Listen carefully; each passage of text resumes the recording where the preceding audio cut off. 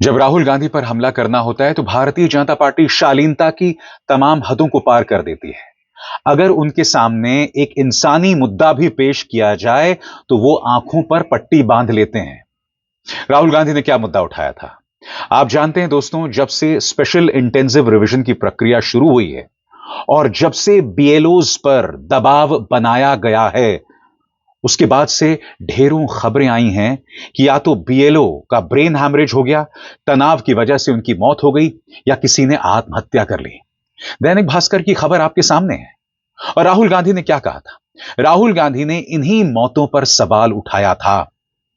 और पत्रकार भी भारतीय जनता पार्टी के नेताओं के पास पहुंचते हैं, सीधा सवाल करते हैं, मगर इनके मन में जो लोग मारे गए हैं ना, उनको लेकर रत्ती भर भी सहानुभूति नहीं है।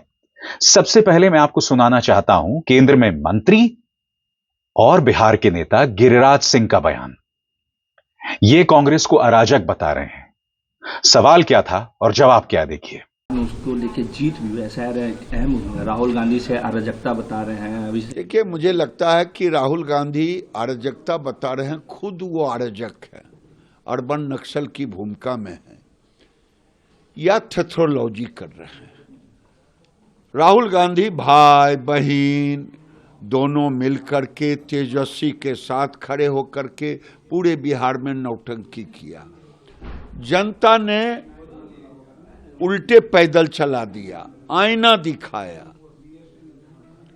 फिर भी अगर एसआईआर पर बोल रहे हैं तो मैं समझता हूं कि वही अराजकता फैलाना चाहते हैं।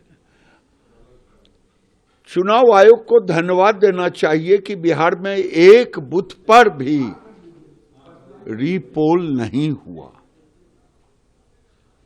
और एसआईआर क्या कांग्रेस के जमाने में नहीं हुआ? क्या नहीं होना चाहिए? ये जनता भी पूछ रही है। लेकिन ये अराजक लोग अराजकता फैलाना चाहते हैं, राहुल गांधी। आप में से जो लोग भूल गए हैं कि राहुल गांधी ने किस मुद्दे पर सवाल उठाया था, आपके स्क्रीन पर दैनिक भास्कर की खबर। एसआईआर, 19 दिनों में 6 राज्यों में 16 बीएलओस की मौत। और राहुल ने क्या कहा था आपके स्क्रीन पर? एसआईआर के नाम पर देश भर में अफरा तफरी मचा रखी है। नतीजा, 3 हफ्तों में 16 बीएलओस की जान चली गई। हार्ट अटैक, तनाव, आत्महत्या। एसआईआर कोई सुधार नहीं, थोपा गया जुल्म है।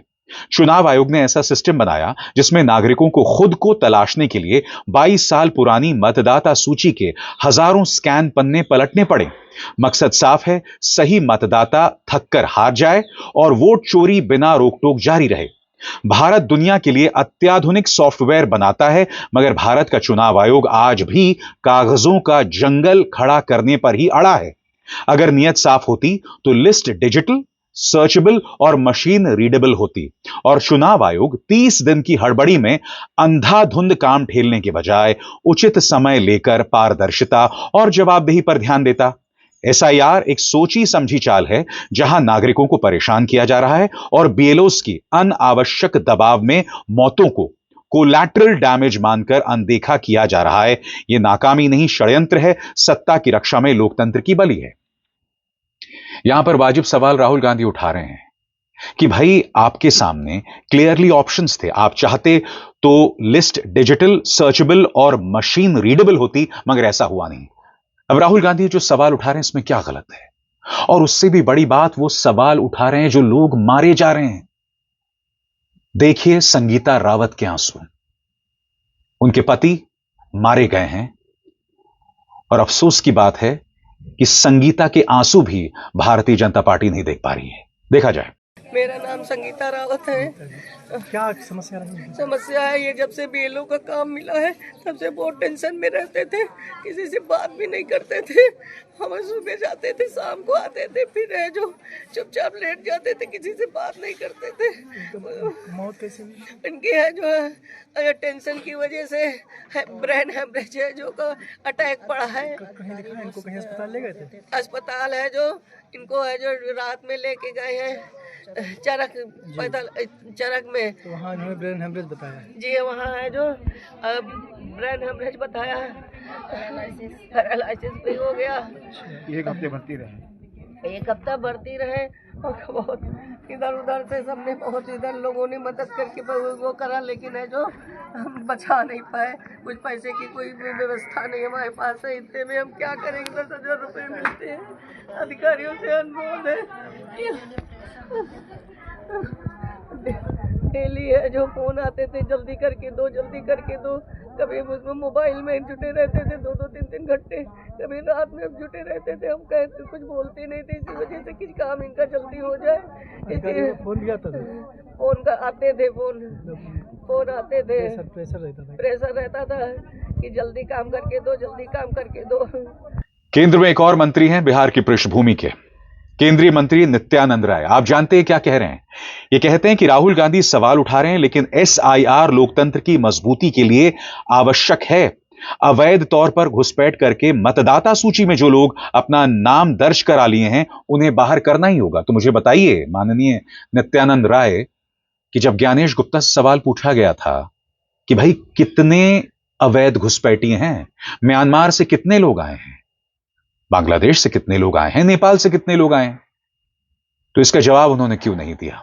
सबसे अफसोस की बात यह कि इनसे भी वही सवाल पूछा गया कि राहुल ने BLO की मौत का मुद्दा उठाया। और सुनिए नित्यानंद राय क्या कह रहे हैं। यार पे सवाल उठा रहे हैं, बोल रहे हैं कि 16 BLO की मौत हो गई है। देखिए, राहुल जी सवाल उठा रहे हैं, लेकिन SIR कितना आवश्यक है हर दृष्टिकोण से, लोकतंत्र की मजबूती के लिए भी, और ऐसे लोग जो घुसपैठ करके अवैध कागजातों के माध्यम से जो मतदाता सूची में अपना नाम दर्ज करा लिए हैं, और यहाँ बिहार हो या पश्चिम बंगाल हो या देश का और कोई राज्य हो, जहां अवैध रूप से मतदाता सूची में जो अपना नाम दर्ज कराकर बैठे हैं, बिल्कुल उनको तो बाहर होना चाहिए ही। जो घुसपैठ करके इस देश में आकर इस देश के नौजवानों के हक को मार रहे हैं, यहाँ के जमीन पर कब्जा किए हुए हैं, यहाँ के रोजगार पे कब्जा किए हुए हैं, और जो लोकतंत्र को बाधित करते हैं, और भारत के विपक्ष की जो पार्टियां हैं वह तुष्टिकरण के नीति के तहत उनको सपोर्ट कर रही है, जो देश हित में नहीं है, युवा हित में नहीं है। राजनाथ ने कहा है सर, जैसे मैंने कहा ना, इंसानियत खोते जा रहे हैं। और मैं आपको याद दिलाना चाहूंगा, जब कोरोना हुआ था, आपको याद है कोरोना के बीचों बीच उत्तर प्रदेश में स्थानीय निकाय चुनाव थे, बड़ी तादाद में टीचर्स को लगाया गया था, और ऐसी ढेरों तस्वीरें सामने आई थीं जहां शिक्षकों की मौत कोरोना की वजह से हो गई थी। वो गिड़गिड़ाते रहे, बोलते रहे कि हमें नहीं जाना है, कोरोना के वक्त नहीं जाना है, मगर नहीं साहब, उन्हें भेजा गया, कोरोना के बीच भेजा गया, चुनाव हुए, और नतीजा आपके सामने है। मैं समझना चाहता हूं दोस्तों, बीजेपी को हर बार बचने का रास्ता कैसे मिल जाता है? क्या इंसानियत नाम की थोड़ी सी भी चीज नहीं है आपके अंदर? अरे कुछ तो गुंजाइश होनी चाहिए।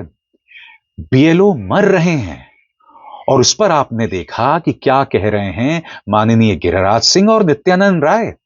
अब अशोक चौधरी ताना मार रहे हैं कि पटना के गांधी मैदान में जो मर्जी करो, कुछ नहीं होने वाला है। सुनिए क्या कह रहे हैं साहब। देखिए, SIR के खिलाफ रैली में 5 लाख लोग जुट जाएंगे, ठीक है? मान लीजिए 5 लाख जुट गया, 5 लाख जुट गया मैक्सिमम कह रहे हैं रामलीला में। 5 लाख से ज्यादा लोग तो जुटते नहीं है। एक विधानसभा के बिहार में 3.5 लाख वोटर है, क्या फर्क पड़ जाता है? आप अपने वोटरों का मनोबल बढ़ा सकते हैं, उससे ज्यादा कुछ नहीं होने जाने को। सबसे बड़ी बात, आज भारतीय जनता पार्टी ने प्रेस कॉन्फ्रेंस किया, सामने सुधांशु त्रिवेदी थे। मैं सीधी सी बात कर रहा हूं, क्या इसका कोई समाधान आपने पेश किया? भाई लोग एक के बाद एक मर रहे हैं, और जैसे मैंने बताया पहली बार नहीं हुआ, इससे पहले भी उत्तर प्रदेश में, याद कीजिएगा, कोरोना के बीचों बीच चुनावी प्रक्रिया में लोगों को लगाया गया, नतीजा आपके सामने। किसी को कोई परवाह नहीं है, किसी को कोई परवाह नहीं है। और आज अराजकता की बात कर रहे हैं माननीय सुधांशु त्रिवेदी। जो वो मुद्दा यहां उठा रहे हैं वाजिब है, मगर क्या BLO की मौत से बड़ी कोई चीज हो सकती है? सुनिए सुधांशु त्रिवेदी क्या कह रहे हैं। झारखंड के एक मंत्री इरफान अंसारी यह पब्लिकली बोलते हैं कि यदि कोई बूथ लेवल ऑफिसर अर्थात चुनाव आयोग के द्वारा नियुक्त कोई बूथ लेवल अधिकारी यदि केवल तुमसे जानकारी लेने के लिए आए तो उसे बंधक बना लो। मैं पूरी विनम्रता से और दृढ़ता से और कष्ट के साथ पूछना चाहता हूं इंडी गठबंधन वालों से, यह लोकतंत्र को बंधक बनाने का निंदनीय प्रयास है या नहीं? खुलेआम आपके नेता इस ढंग का आह्वान करेंगे जैसा इरफान अंसारी ने किया कि कोई केवल पूछताछ के लिए आए तो उसको बंधक बना लो? संविधान खतरे में है या नहीं? एक बार पुनः देश को ध्यान आता है कि जहां जहां इंडी गठबंधन के लोग सत्ता में आते हैं संविधान की भावना दरकिनार कर दी जाती है। किसके लिए? कुछ संदिग्ध स्रोतों से वोट प्राप्त करके सत्ता पर कब्जा करने के लिए। सुधांशु जी, मैं आपके सामने कुछ नाम पढ़ के सुनाना चाहता हूं। रमाकांत पांडे, सीताराम गौंड, कीर्ति कौशल, मोहम्मद लाइक, श्याम शर्मा, उषाबेन, अरविंद वढेर, रमेश भाई परमार, कल्पना पटेल, रिंकू, तारफदार, मुकेश जांगीड़। ये वो चंद नाम हैं उन 16 नामों में से जिनकी मौत हो गई है। हमने देखा गिरिराज सिंह के तेवर को, हमने नित्यानंद राय के भाव को देखा, हमने अशोक चौधरी के ताने को देखा, और आप सुधांशु जी, बीएलओ के मौत जो हो रही है, आप सत्ता में हैं, आपके पास समाधान होना चाहिए, मगर नहीं। चूंकि राहुल गांधी ये मुद्दा उठा रहे हैं, आप ये देखना भूल गए, आपके अंदर इस कदर नफरत भरी हुई है, और फिर आपका गोदी मीडिया भी आपसे सवाल नहीं करेगा। कायदे से डिबेट इस बात को लेकर होनी चाहिए कि सवाल बीएलओ की मौत को लेकर था और जवाब क्या दिया जा रहा है। हर गुजरते दिन के साथ ये पार्टी जो है ना अपनी इंसानियत खो रही है, हर गुजरते दिन के साथ। और सबसे बड़ी बात, प्रधानमंत्री नरेंद्र मोदी भी खामोश हैं। 16 मौतें कोई आम बात नहीं है, क्योंकि इसी एसआईआर को आपने गाजे बाजे के साथ सब जगह पेश किया, यह कहते हुए कि इससे घुसपैठिए रुक जाएंगे। हालांकि यहां यह सवाल नहीं किया जा रहा है, घुसपैठ अगर हो रहा है तो उसकी जिम्मेदारी तो गृह मंत्री अमित शाह के ऊपर है। बताइए, सच कह रहा हूं कि नहीं? आप विदेश में थे, आप G20 की बैठक में थे जोहानिसबर्ग में।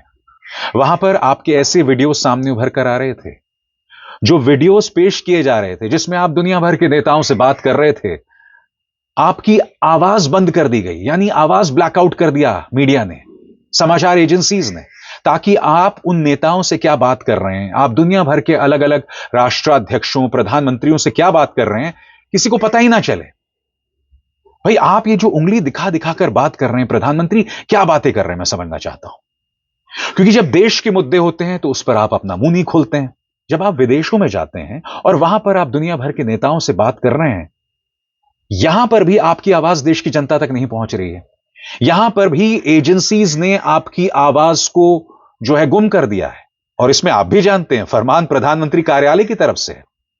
क्योंकि मैं नहीं जानता हूं कि सार्वजनिक मंच पर प्रधानमंत्री दूसरे देश के प्रधानमंत्री या राष्ट्रपतियों से जो बात कर रहे हैं उसे छुपाने का क्या मकसद है, इसे पीएमओ क्यों छुपा रहा है? यह सवाल तो किया जाना चाहिए ना।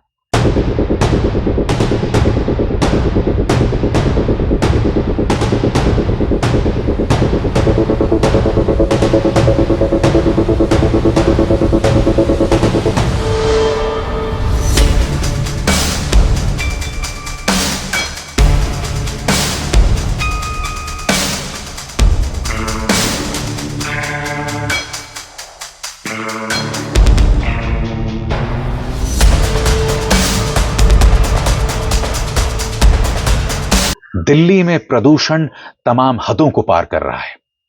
पुलिसिया जो लोग प्रदर्शन कर रहे हैं उन पर पुलिसिया जुल्म हो रही है। अपने आसपास देखिए साहब, मगर इन मुद्दों पर कोई बात नहीं करेगा, ना बीएलओ की मौत पर, ना दिल्ली के प्रदूषण पर।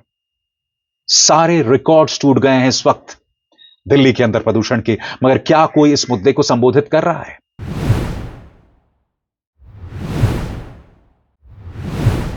देखिए, नंबर बढ़ते जा रहा है डिस्पाइट द फैक्ट कि एक फ्रॉड्यूलेंट सरकार बैठी है इस टाइम दिल्ली में सत्ता में, जो लगातार ट्रक्स द्वारा AQI मीटर्स पर पानी का छिड़काव करा रही है ताकि रीडिंग कम हो. Despite that, we are seeing that the AQI is touching 700 plus. This is a national health emergency.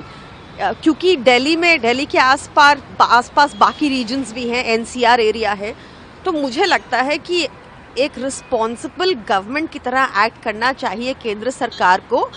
10 महीने तो हो गए ना उनको दिल्ली में. आपने एक भी स्टेप सुना जो उन्होंने लिया हो कि पोल्यूशन को लेकर? Nothing at all. In fact, they should call a meeting with all the CMs, the environment ministers of all the NCR and have an emergency meeting, have certain plans laid out, have certain steps laid out, क्योंकि दिल्ली की air तो अभी stagnant रहेगी winters में. It is only going to get much worse. It is very, very unfortunate कि ऐसे जल का छिड़काव कराकर ये सरकार दिल्ली वालों को ये कहना चाहती है कि कोई दिक्कत नहीं है, और इस टाइम पर आपको हेल्थ एडवाइजरीज जारी करनी चाहिए कि घर से बाहर ना निकलें, जैसे सब डॉक्टर्स कह रहे हैं. पर ये सरकार तो उसका बिल्कुल विपरीत कर रही है. कह रही है कि प्रदूषण है ही नहीं, बाहर निकलो. मैराथन अरेंज कर रही है, इवेंट्स अरेंज कर रही है. This is a crime against public health and this government should be taken to task for it. अरे मुद्दे पर आइए साहब. अनर्गल बातें करना बहुत आसान है, मुद्दे पर आइए. जब अरविंद केजरीवाल मुख्यमंत्री हुआ करते थे तो आप और हम प्रदूषण की बात करते थे. मैं नहीं भूला हूं प्रधानमंत्री कि आपने उस वक्त एक चुनावी सभा में दिल्ली के प्रदूषण के बारे में क्या कहा था कि हम ऐसे माहौल में कैसे जीते हैं. अब भी हम उस माहौल में जी रहे हैं. माननीय प्रधानमंत्री जी, सुनिए आपने पहले क्या कहा था. क्या हाल बना रखा है दिल्ली का. सर्दी आती है तो प्रदूषित हवा में सांस लेना मुश्किल. दिल्ली के लिए इन लोगों ने हर सीजन, हर मौसम आपदा काल बना दिया है. तो देखा आपने कितनी आसानी से ये लोग बात भूल जाते हैं. संवेदनशील और इंसानी मुद्दे आ जाते हैं तो ये अपनी इंसानियत खो जाते हैं. सवाल BLO की मौत को लेकर था, जवाब क्या है आप खुद देख रहे हैं. This is really shameful. शर्मनाक है ये. शर्म कीजिए. अभिसार शर्मा को दीजिए इजाजत. नमस्कार.